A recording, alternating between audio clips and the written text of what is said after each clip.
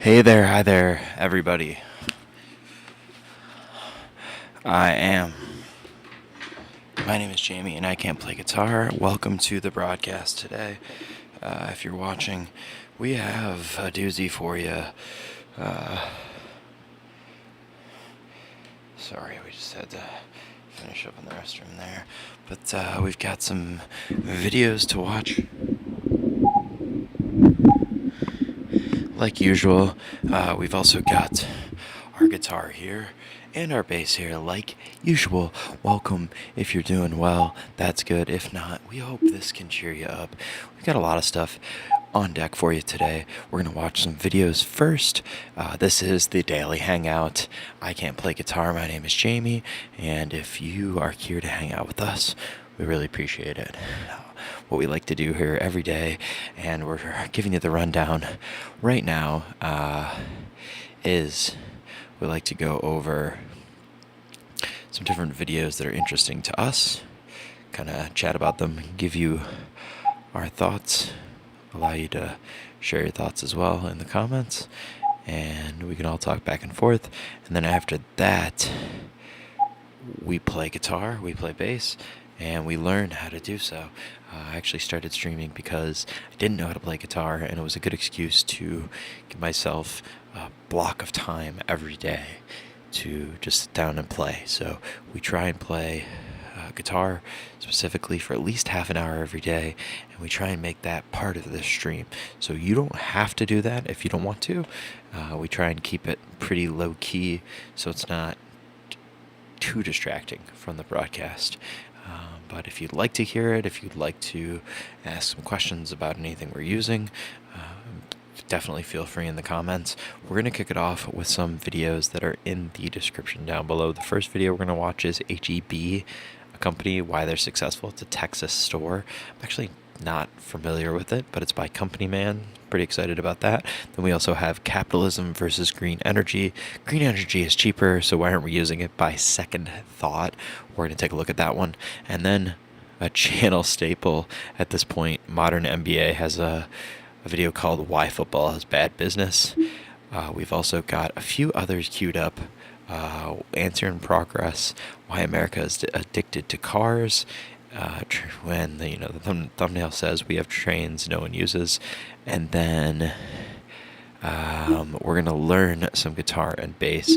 I've been working on Billy Talent, Try Honesty. That is one of my favorite songs, and I'm trying to learn it. So we're going to watch a few videos and try and learn it ourselves. And then we've also got some bass videos, some beginner bass videos. There's a quick interview about Try Honesty with Billy Talent from the Billy Talent YouTube channel, so that's fun. We've got 2 beginner bass lessons, and then I've actually got like 3 or 4 from 3 or 4 different channels, and then we've got a bunch of different Marty music lessons on bass and guitar. So we'll see how much of that we can get to. Let's start off with HEB, why they're successful. Again, thanks for hanging out with us.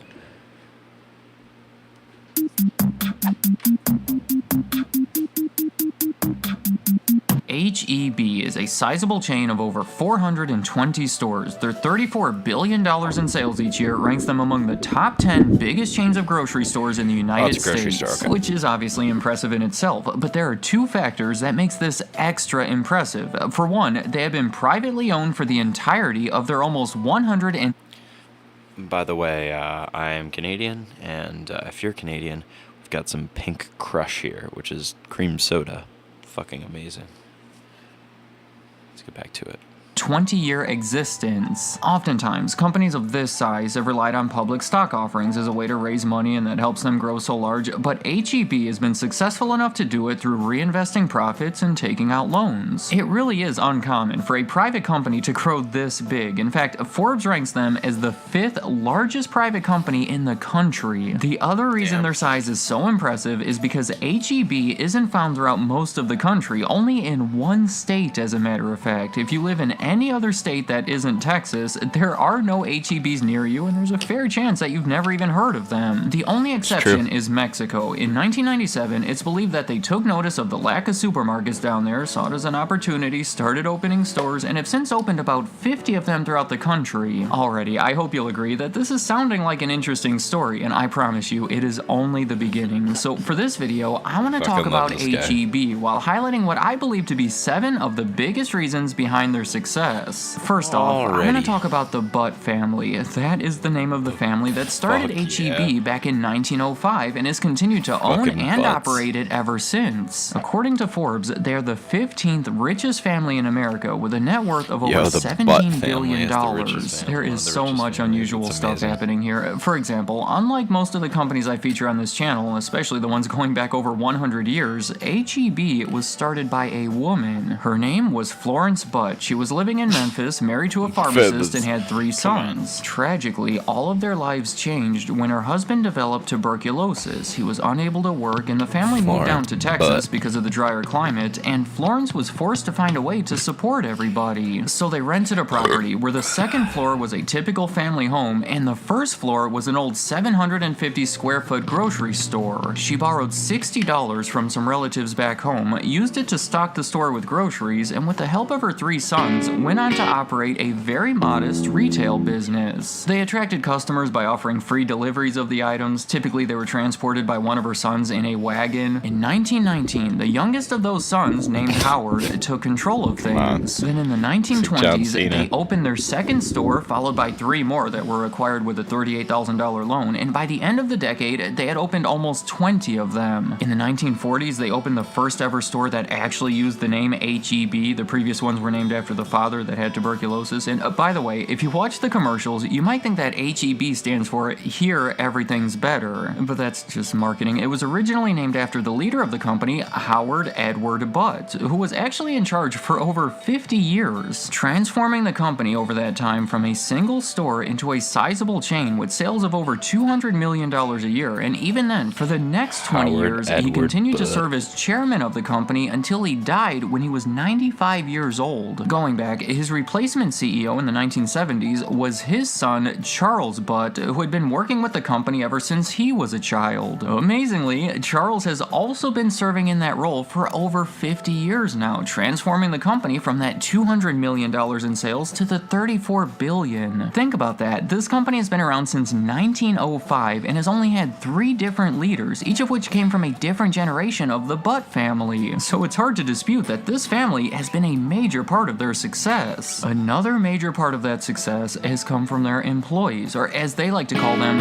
partners. All 145,000 of them that are generally thought to be dedicated and invested in their jobs. Despite being such a large company, HEB's family ownership has allowed them to create a culture that emphasizes values and togetherness and a lot of the stuff that you would get from a smaller employer. Their benefits tend to be more attractive than the competitors, including a stock ownership plan. It was a big deal when they started that back in 2015 because it transfers some of the ownership, said to be about 15% of it over time, from the Butt family to the employees. Again, making everyone more invested in their job. If they do well, the company does well, and their stock does well. People tend to care about things a lot more when they are the ones who own it. These are some of the reasons that HEB typically appears on certain lists, like Indeed's top-rated workplaces or Glassdoor's best places to work, both of which are based on employee reviews. Feel free to comment if you're one of the 145,000 partners, but the bottom line is that people seem to be happy working for HEB. It makes them work harder, it makes them friendlier, and those are things that very much contribute to the next reason on my list, the shopping experience. The people in Texas are probably really going to want to chime in here, but you know, if you live there and you need to get some groceries, it's not a bad option. HEB is typically praised by the people from the area, to a point where I would guess that they have the most loyal customer base of any grocery store. Some of the things that stand out about the experience in my mind anyway would be the selection. They stock each individual store based on the preferences of the shoppers in the area, and there's just a lot of stuff there. These are big stores that are specifically known for their extensive wine and produce selections. They are also known for their private label products. The stuff branded under the name HEB or HE Buddy or Hill Country or one of the others are generally thought to be pretty good. They started offering private labels in the 1990s and have since grown their lines to over 17,000 products. The stores tend to be clean clean, they give away free samples, they sometimes Yep, have I'm gonna restaurants guarantee inside of that them. Wegmans The wipes the H-E-B floor with company this shit. operates multiple chains of restaurants, probably the most famous one being True Texas Barbecue. I'm just thinking about that. Going down to H-E-B and picking up some Texas barbecue, I mean, that's gotta be the ultimate Texas experience.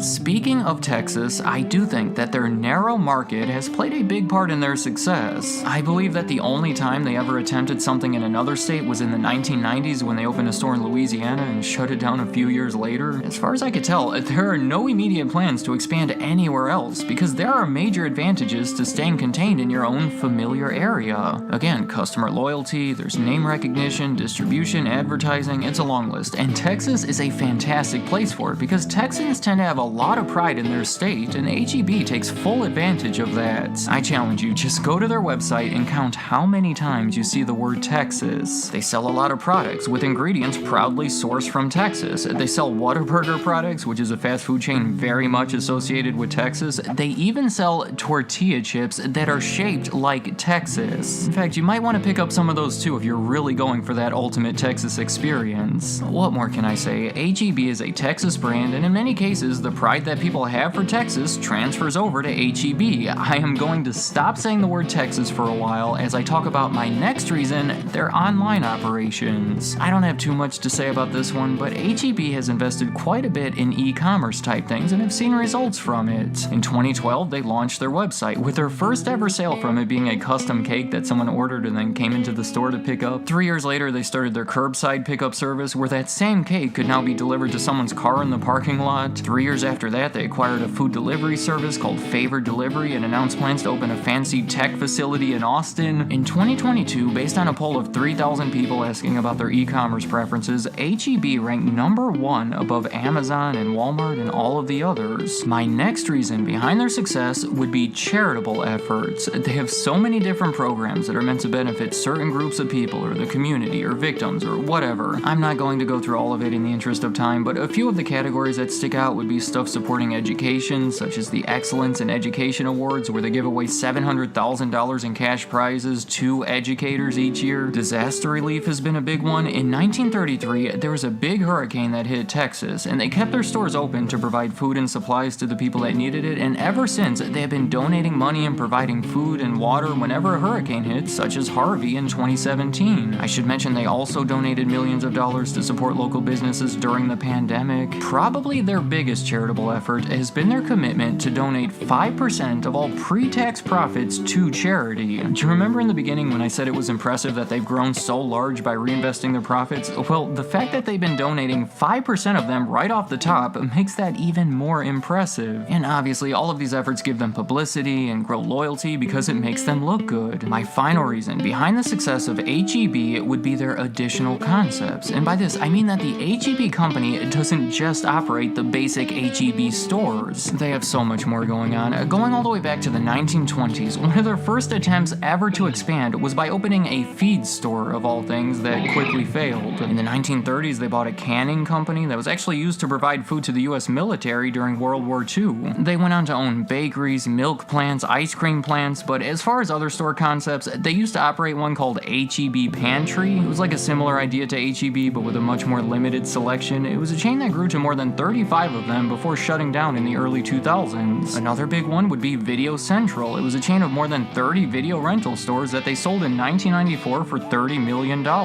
Today they have a strategy where they operate multiple concepts, all with distinct customer bases, and when they're researching to open a new store, they have to decide which one of them would best fit into that community. Aside from the typical store, they have H-E-B convenience stores that include a gas station. Central Market is intended for higher income individuals. It started as a single store in Austin in 1994 as a farmer's market type place that specialized in obscure items rather than the basic stuff, and has since grown into 10 locations. They have H-E-B Plus that as of 2004, they sell the typical H-E-B products plus other stuff like toys, housewares, party supplies, and apparel. Another one is Mi Tienda. As of 2006, they've been intended to serve the large Latino population in Texas. And the final one is called Joe V's Smart Shop. As of 2010, they've been a discount grocery store strategically placed in lower income communities. So even though they haven't ventured very far geographically, they have done a lot to sell different products that serve different segments of the population. information. Let me know in the comments, what do you think about HEB? If you're from Texas, you are the expert, so please share your experience with them. Do you agree with my reasons behind their success, or do you think there's more to it? And if you're not from Texas, you are far from being an expert, but hopefully this video was interesting and helped expose you to something new. Does it seem like a place you'd like to visit? Does it compare to the stores near you? And any other thoughts you have about HEB, leave them in the comments. I'd like to hear what you have to say. Thank you for watching. And that's that video. Holy cow, man. Alright, so that's that video. Let's move on to the next one. Capitalism versus green energy. Do it. If you'd like to help support this channel, and First Thought, and the Deprogram, consider signing up for Nebula at the link below. The sun. It's a big ball that can give you the power of being blind. In the immortal words of the Beatles, it's alright. Most people have heard of the sun. As the Earth's biggest and hottest ball, it's inspired countless works of art, religions, and apps. But you might be surprised to find out that it's also caught the eye of countless economists, businessmen, and politicians. Come with me.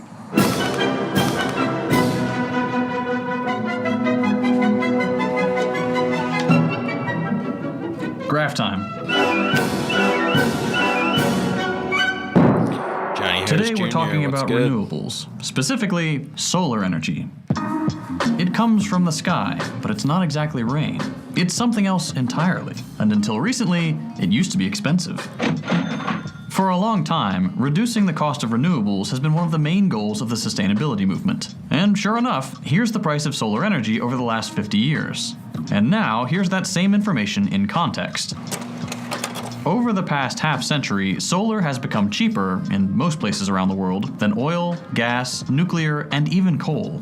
And that's actually a really recent and impressive development. Coal used to be the cheapest source of energy by a lot. Even just 13 years ago, wind and solar plants were 22% and 223% more expensive than coal, respectively. This used to be because 1. Renewables were an emerging, small-scale, and therefore costly technology to both develop and implement. And 2, it came with a high upfront investment cost that takes a long time to generate an appropriate return. Think building a whole new solar farm or a field of windmills from scratch. Banks considered them a high-risk investment at that time, and generally didn't want to put money into renewables, something that they frankly didn't even care to consider given the enormous amounts of subsidies going to fossil fuels and how profitable that makes them. In the face of this lack of investment, governments had to step in. Through a combination of continuous improvements in the technology's efficiency, subsidies/market interventions by governments, notably in Germany, and a massive production effort in China generating economies of scale, solar's price per megawatt hour went down almost 90% just between 2009 and 2019, essentially doing in 10 years what NFTs managed to achieve in the 12 months of 2021. Government stepped in to stimulate investment, and now thanks to that work, solar is insanely cheap. And if you took an Econ 101 class, you know that cheap means good. Energy is energy, so the theory is that the less expensive one should attract more demand. Wow. That's what's in the eye-opening chapter of every econ book you'll read in college. And as far as climate change goes, that sounds like the problem should solve itself. So long as people do what people do. It sounds like he's being sarcastic a little bit, saying that it's eye-opening. Just follow the bargain, the cheaper and coincidentally more sustainable energy should take over. And seemingly in line with that positive prediction, basically every major company, even in the fossil fuel industry, from BP, Shell, and Total through massive investment firms like BlackRock and State Street, have made pledges to reduce carbon emissions and invest in renewables. Now that renewables are so cheap, it really feels like we're good to go. But we're probably not. And I know you think you know why, and you're wrong. You're expecting me to use the rest of this video to talk about the various problems with solar energy. The non-renewable rare earth minerals it requires, the horrible conditions of exploitation that are used to extract them, and the neo-colonial trade relationships that this generates. Or something like the pollution solar panel production generates and the difficulties in recycling them. Or maybe you're thinking of the problem of energy storage and day-to-day reliability we often hear about in the case against solar. But you're dumb. I'm gonna blow your tiny little pea brain to smithereens because I'm putting all these problems in our get back to it later box. This video is about something else. The thing is that even if we assumed solar energy could be a silver bullet solution to climate change, instead of looking at a more comprehensive approach, if we could set all these problems aside, there's still something that's been plaguing the renewable energy transition this whole time that low prices don't fix and might actually even hurt. They may be cheap, but renewables just aren't profitable. In May 2019, the International Energy Agency found that for the first time since the 2000s, renewable energy deployments started stagnating. For 3 years, that same agency had already found that investment in renewables was on the decline. Less money going in, fewer projects going out, despite nearly a decade of prices going down and governmental measures specifically designed to spur action. Prices had quite simply never been lower, but investment and deployment weren't following through like the conventional economic story of cheaper product wins predicts. But this is still around the same time that the fossil fuel giants, like Shell, were announcing to the public their net zero goal for 2050, which they said would be coming from a massive upscaling in renewables. But look beyond the flashy headlines, and these stats about declining investment and deployment start making more sense. Shell was actually a lot less committed to the renewable transition than they wanted to make it seem. What looked like bold, definitive statements of sustainability in the press were actually tepid, conditional half-promises that didn't commit Shell to any sustainable action whatsoever, and highlighted what matters most when private enterprise looks to invest in renewables. Specifically, Shell put 3 conditions on its transition to renewables. 1. That the society, a term that is very much not defined, would follow through on the Paris agreements. 2. That this venture would be, quote, self-funded. And most importantly, 3. Shell will only invest substantially in renewables if and only if it delivers the appropriate profits, which for Shell means an 8 to 12% return on investment. Now, that is a business of the future, a business that... Yeah, that's some really, man, they were being so fucking generous to say that they would definitely invest in clean energy as long as it was as profitable as their current business. What? I mean, like, yeah, but like, you totally did not want people to think that. Like, come on. I think it's like, no one would care if you would stop lying, but you're lying. Like, it's just so frustrating. Let's keep going before I get this whole thing off track. Anyway, they're talking about Shell. Let's go back to that.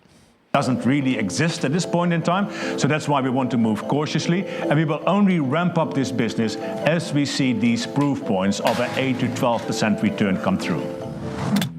That last condition is the most important one you need to remember. The first 2 are other ways for Shell to bail out, clauses that basically amount to little more than promising to jump if they get pushed out of the plane. But that last condition, profitability, is the most crucial. Shell, and this goes for basically every other fossil fuel company that's come out with a net zero promise, places its renewable transition on the condition of a high, in this case 8 to 12%, return on investment. That's and the outrageous. sad part is that that just won't happen. And they already know that. According to just about every estimate, no one can expect those kinds of returns on renewables. Quote, today then, solar and wind-based energy generation for the most part are not attractive investment propositions. The low cost and ready availability of renewables, as Butler observes, means few projects can make returns of more than 5 to 8%. Merchants cite similar figures for renewable project returns, which, she says, usually range from 6 to 8%. Others give even lower numbers, 4 to 6%. Shell, BP, Total, and all their little dinosaur juice friends can bask in the great press of being the good fossil fuel companies, committed to righting their wrongs and transitioning us away from fossil fuels. But behind the scenes, they know they'll never fulfill their arbitrary profit conditions, and therefore, they'll never need to keep their promise. They will not invest in renewables, and they have an out. Because, by contrast, oil and gas are still massively profitable. At the same time these net zero declarations were being made, Total was opening up new fossil fuel projects in Uganda, Angola, and Brazil. Shell, too, had 21 new projects announced all over the world, and BP successfully added 900,000 barrels of new oil and gas production a day between 2016 and 2021. Compare that to renewables. Between 2010 and mid-2018, BP only allocated 2.3% on low-carbon investment, Shell 1.3%, Chevron 0.23%, and ExxonMobil 0.22%. They are not spending their money on renewables. Actually, that's not true. A big chunk of these tiny investments actually went towards solar farms and windmills, which were used exclusively to power new oil fields, so there's always that. And fossil fuel companies aren't the only ones playing this game. BlackRock, Vanguard, and State Street are commonly referred to as the Big Three in asset management. Like fossil giants, they've made the same commitments to be more sustainable. They've introduced ESG funds, and they said their requirements for these funds would become more robust in keeping with the urgency of global warming. BlackRock CEO Larry Fink has even gone out and said that, quote, no issue ranks higher than climate change. Given that together these three companies have north of $20 trillion in assets, control 20% of shares in the average S&P 500, and have, quote, the highest CO2 emissions from holdings in fossil fuel companies, their actions could have a huge impact on hundreds of thousands of companies and the environment. They have the wealth and massive corporate ownership to push companies across multiple high-carbon industries towards sustainability. So, what do? Not that.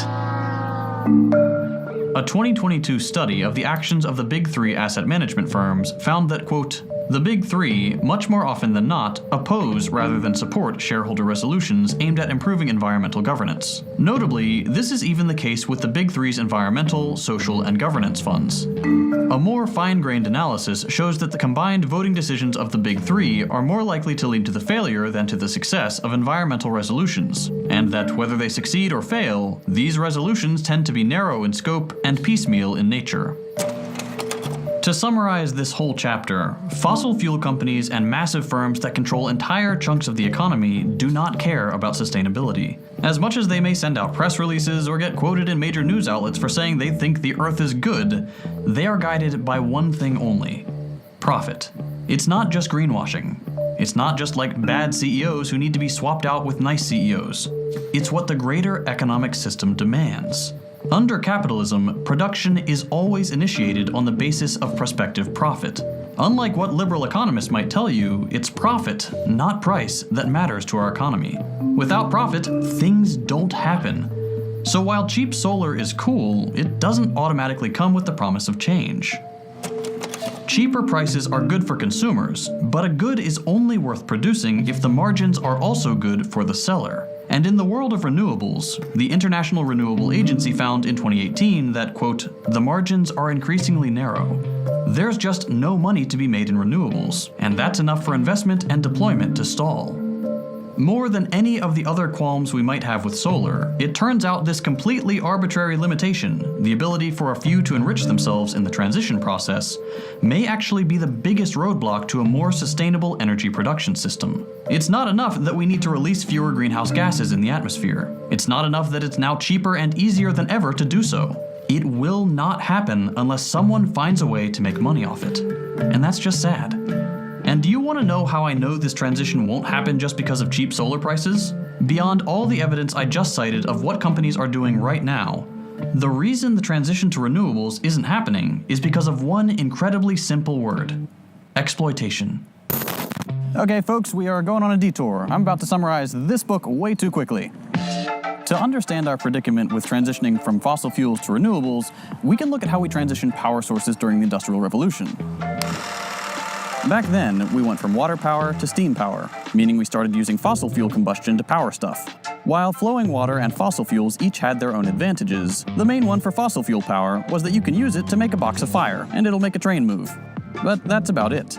In the competition of who was going to power factories, water and coal were equivalent options. Except that water was cheaper. Unlike coal, water takes very little human labor to extract energy from.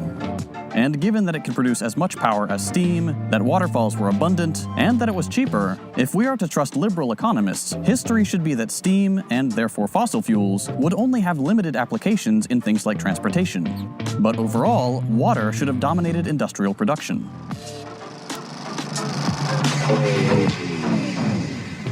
But that's not what happened, because right after I finished saying that sentence, cities all over Britain started filling up with black smoke. My bad. That's because the thing that differentiated steam and water was that steam was better for exploiting humans. And therefore, although water was a cheaper source of energy, it was a less profitable one. One, flowing water sources are pretty often out in the countryside. If you want to use them, you often need to bring people to the water. And if those people you moved closer to the water strike, it's hard to find scabs to replace them out in the boonies. Fossil fuels, however, can be brought into the cities, where a massive population of recently impoverished people are already there, and they're desperate for work now that the enclosures have cut them off community-managed farms. Abundant city workers are more exploitable than scarce countryside workers. 2, water has its own rhythm. Sometimes it doesn't flow, and therefore people don't work. In the city, though, as long as you keep shoveling coal, you can work through the night, every day of the week, for as long as you can get people to stay in the factory. The only limit on exploitation is the amount of people and the amount of coal, and there was plenty of both. Lastly, water's hard to collect and privatize. A coal mine, or an oil well, is fundamentally just a hole in the ground surrounded by guns. It's easy to claim as your own, and to enforce that claim with violence in a way that is much harder with a naturally occurring water source that can run for miles. And if you're thinking about building a reservoir, well, that gets a little too community project-y for privatization. Altogether, this meant that even though water was cheaper, it was less profitable as a source of energy. Fossil fuels, coal specifically, was fantastic for the burgeoning capitalist class, not because they were cheaper, but because they were an excellent source of surplus value. Okay, detour over. See, I told you we'd come back to this. The reason I took that massive detour is not only that it reiterates this video's main point, which is that under capitalism, profit matters, not price, but it's actually also giving us a bit of insight into what's happening with renewables right now. In this video, you've heard me say over and over again that renewables aren't profitable, and that's not exactly true. Providing renewable energy isn't profitable. Since governments have slowly stopped guaranteeing high prices to renewable energy providers, something you won't be surprised to find out that the fossil fuel industry lobbies for, the efficiency race, which is good for all of us, has been bad. Man, that's fucking retroactively cut solar tariffs. Fuck you, France. Macron. I forget what we were watching. It said like Macron is a robot. Just a random fucking Trump fan. Macron's gay, bro. Alright. For those trying to extract a profit. They used to be able to generate electricity for cheap and sell it for expensive. And now they can't do that anymore, which has driven them out of the energy providing game. Basically, the strategy of creating a competitive capitalist market that countries like Germany undertook worked too well, to the point that the margins don't justify the investment anymore. Capitalism always requires monopoly and strategic inefficiency to extract profit, to the detriment of the rest of us. Competition is often the enemy, and right now, that makes solar energy provision a bad venture. This isn't helped by the fact that, like water power, solar energy is harder to gatekeep than fossil fuel energy. You need relatively few guns to protect a small oil well that generates barrels of electricity, compared to a big solar farm that can do the same but needs a lot more guns. So, where's the money going? All these places keep divesting from fossil fuels, there is investment in renewables, even if it is stagnating, and ESG funds seem to do well. So, where is that? The truth is that money goes to the parts of the process where exploitation is still rampant and guaranteed. Basically, manufacturing solar technology and extracting rare earth minerals from the ground in countries in the periphery. In other words, the parts of the solar business that are still incredibly ugly to look at because they are either rife with violence or places where pollution isn't a cost companies need to worry about. That's where privatization is easy, where labor is cheap, and where the margins are therefore still high. Where exploitation is still possible. That's where the money goes. And before this seems like another path to the same solution, a less carbon-intensive economy, nothing about this ugliness is intrinsic to solar. Mining these resources doesn't need to be violent like it is, or nearly as polluting, or need to happen on such a large scale. If we simply allocate energy effectively and break the requirement of constant, unending economic growth, we'll need way less of this stuff. If workers weren't so disempowered, they wouldn't have to accept these awful conditions that produce such great profit margins. If democratic bodies could enforce environmental stewardship norms, the quick and dirty pollution of the mining process could be kept under control. It is only when growth and exploitation, and therefore profit, is a requirement for sustainable action that this ugliness sticks around. And it is only because it is there and hasn't been purged by collective social action that capitalists make a profit. Bottom line, solar and renewable energy generally will probably need to be a part of how we limit the worst of climate change. But so long as moving in this direction requires us to find profit in the process, it will continue to come with massive drawbacks. It will place the burden of remaining within our planetary boundaries on the most exploited people in the world, and will not come soon enough to save us all, only the most fortunate. That is unacceptable. There is no capitalist path to climate justice. I mentioned at the beginning of the video that this channel is supported by Nebula, but what you might not know is that you can also find First Thought and the Deprogram on Nebula too. I've gotten a bunch of requests to host them both on the platform, so I hope you're excited to see them added to the roster. If you'd like to help support projects like these, the best possible way you can do that is by signing up for Nebula at the link below. Nebula is home to content from all your favorite creators, and it's a place where we can experiment and produce the content we really want to make, without the fear of age restriction or demonetization. If you've ever listened to the Deprogram, you understand why it's always demonetized. That's why I'm so glad we have Nebula. We can be honest, we can have fun, we can produce content for people to enjoy without having to choose our words carefully to avoid age restriction or demonetization. And now, if you sign up with my link, you'll also get access to the new Nebula classes, where creators host classes on how to be a creator. There's something for everyone, and it's another way for you to take a peek behind the scenes and see what really goes into making content. Your favorite creators teaching you how to create. In my opinion, that's pretty cool. Here's the heartfelt part. Every person who signs up using my link is directly contributing to the financial stability of this operation. That's Second Thought, the Deprogram, and First Thought. None of this would be possible without the generosity of viewers like you. Especially... let's see here. The problematic business of football. We've got... I want to watch a base video really quick, so we're going to mix it up.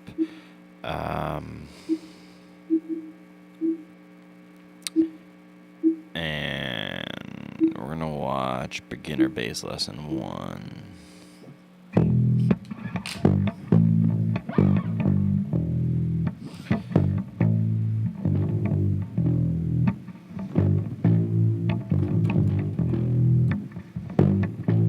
What's up, you guys? Marty Schwartz here with Marty Music. You guys have been requesting it, so I thought I'd give you your very first bass lesson. Now, obviously, I'm a guitar player. I just more dabble in the bass, a bass dabbler. So let's zoom in, and I'm going to just talk about some basics. Bass and dabbler. let's get Fuck bassing. yeah, buddy. Bass. All right, here's the bass. God, now, first things first, you got to tune your bass. It's not going to sound right if it's not in tune. But I want to get right to the fun stuff. So there's plenty of videos out there on how to use a clip-on tuner. And you want to match up to the proper notes. And so that's what I'm going to start with. Thanks, man. Now, with bass specifically, even more... Hey, Marty, that's really dope advice that you said, tune to the proper notes. Thanks, man. Sometimes, Marty, I do like your videos. We're watching them right now, but... sometimes, like, the effort, absolute bottom of the barrel, dog. All right, let's keep going. More than guitar, it's going to be really helpful to be able to find the letter notes on the bass. Starting with the open strings, meaning you don't play anything with your left hand. And by the way, if you've never played anything before, these are frets. The frets are these little metal lines here. But when you say play the first fret, you mean... the space, this first space here is the first fret. That space is the second fret, third fret, fourth fret, fifth fret, sixth fret, seventh fret. The dots are there to help you start to recognize little marker points, like that second dot's the fifth fret. 1, 2, 3, 4, 5. Now the open string notes, when I play a note like this, 4-string bass, it goes as follows. It's an E note. The second string down, we're going to call that an A note when you play that open. Then the next string down is a D. And then the final string down here is a G. And we have a little saying, It's the same on guitar and There you go, bass, man. but there's Thank only God, 4 strings dude. on bass, and it's Eddie 8 Dynamite Goodbye. Wow. Eddie 8 What? Dynamite Goodbye. Eddie E 8 probably remember that. Dynamite That's fucking D horrible. Goodbye G. E A D G. Now the notes on the E string and the A string are going to be really, really important, because if a guitar player says, all right, it's an E power chord, you're going to want to be able to know where your E note is on the bass, because the most important thing about bass is we're playing the roots of the chords that a guitar player is playing, the roots of the chord that a piano player is playing, etc. And root meaning the lowest foundational note of the chord or the progression. So we want to be able to kind of start to identify the basic notes. And there's a pretty good way of doing it. I like to think of it this way. I'm going to show you what's called a whole step. And this is the same on guitar. A whole step is when you play a note and you skip a fret and then go to the next fret. So if I was right here on this dot and I said go a whole step up, you go this way and you skip a fret. So if I'm here and I went a whole step up, I would go to that. That's a whole step up. If I was playing this note and I wanted to go another whole step up, I skip that fret and then go to this one. So that's a whole step. Wow, if I were to that's play any great, random note on any of the frets or strings, like right here, and I said go a whole step down, it's the same thing. Skip a fret there. So these are whole steps. A whole step from the open is the same idea. You skip the first fret and go to the second fret. So a whole step up from open would be that second fret. Now the other step that we want to learn is called a half step. A half step is when you go to the next possible fret. So if I was on the 5th fret and I said go a half step up,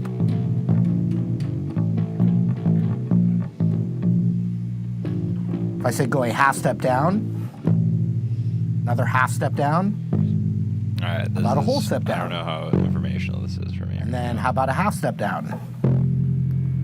And how about a whole step down from there? Well, it doesn't exist. Pretty brutal. The note's not low enough, but we can go a half step down from there, like that. So far we have Eddie 8 Dynamite Goodbye, and then we've learned that a whole step That is the dumbest fucking shit. EADG. Like, why? Eddie 8 Dynamite Goodbye. It doesn't even make any goddamn sense. You Mike, who came up with that? Michael Scott? What the fuck is that? is 1 fret, skipping a fret to the next fret. That's going up because the notes get higher. This is going down because the notes are going lower. And we've done whole steps, and we've done half step. All right, so that's our starting point. Now, let's talk about finding the notes on the E string. Now, the notes on any instrument, I have a little formula, and that is this. From one note to another note is a whole step. So from one letter, the notes have letter names, A, B, C, D, E, F, G. And to go from one letter to another letter is a whole step, meaning skipping a fret. But there's 2 spots where it's only a half step. And you'll look on a piano, and it's the same thing. When you see on the piano, there's 2 spots in the sequence where there's no black key in between. The white keys are right next to each other in 2 spots. It's the same idea. There's 2 spots where it's only a half step from one letter to the other. So it's B to C and E to F. Those are half steps. All the other letters are whole steps. So here's what I mean. Start with this 3rd fret here. I already know, because I've been playing music, I'm going to tell you right now, that's a G. And I said from one note to another note is a whole step. So G's the last letter before it starts over to an A. So now A is this 5th fret. So that's an A. Remember when I said Eddie 8? So this is that an A? saying. Open A string. If I play the A that I found on the E string, it should match up in pitch to the open A string. So watch. A and the open A. You hear how they're the same note? Okay, let's go back to this A. Don't worry about memorizing anything, and you can always go back and watch this video again and again. This is an A note right here. Is that right, Remember, Marty? I said one note to another note is a whole step. So A up to B is a whole step. A, B. But remember, I said there's two spots, B to C and E to F. So this is a B note. B to C is the other half step. So B, I'm C. so confused. C to D is a whole step, so D. So that should actually match up in pitch to the D. But sometimes this happens. I'm watching like a guitar lesson, not even just Marty, and I feel like sometimes they're just going fucking on and on and on and on, and you're like, excuse me, sir, I know what a half and whole step are, but what in the fuck are you talking about? Note, Eddie 8 Dynamite. Eddie, there it is again. Stop. Now D to E is a whole step. And remember, the open string was E. And now this is E again. That's called the octave. All right, so we're sick of this already. So what we're gonna do is how to read bass tabs. Right? Hi, I'm Luke McIntosh, creator of BecomeABassist.com, and in this lesson, you're going to learn everything you need to know to get started reading bass tabs. All right. We're just this is Try Honesty.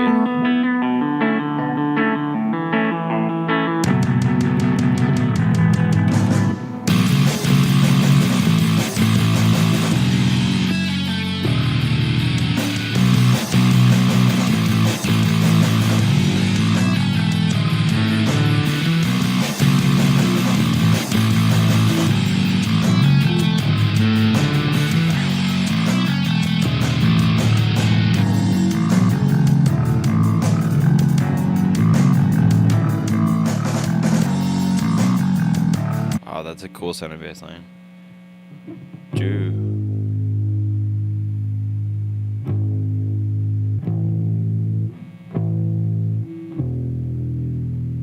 Oh, I think it's in drop D. Hold on.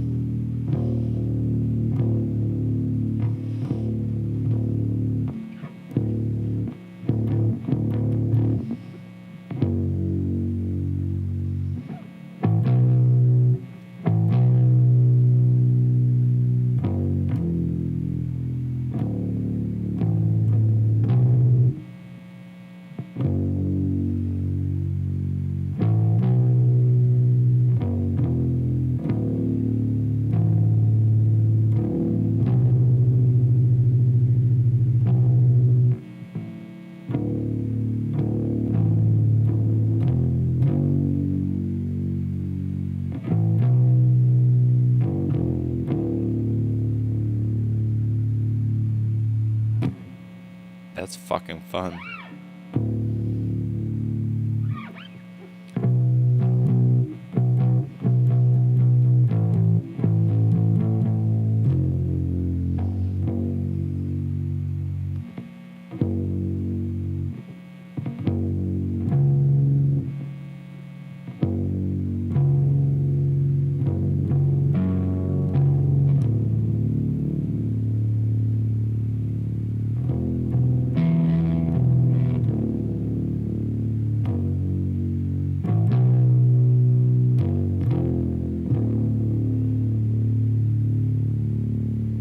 Alright, I'm gonna have to try this over. This is fucking amazing and really fun.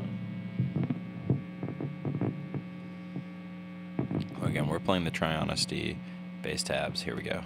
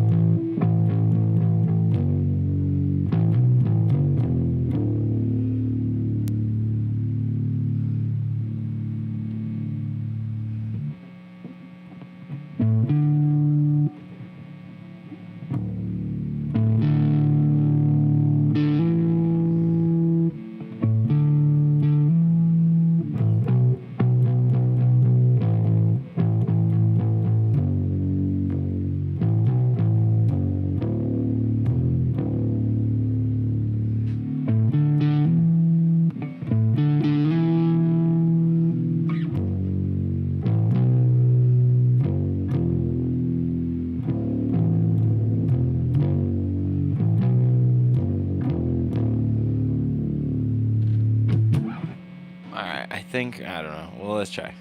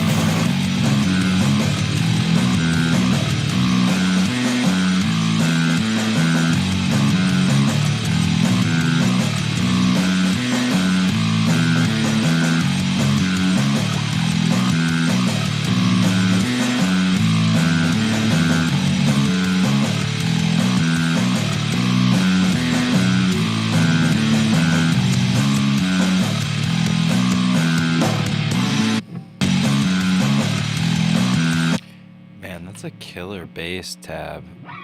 Go Dirty Tabs. Fucking dope, man. Alright, I'm gonna come back and put a pin in this. We're gonna do a part 2 to the stream because we want to learn this bass part. Fuck, it's so good. Alright, we'll be back later tonight, hopefully. Thanks for watching so far. Look out for part 2. If you are not subscribed to the stream, subscribe and ring the bell to get notified when we go live every single day. And again, look out for part 2. We will be back for more bass. Let's do it. See you soon.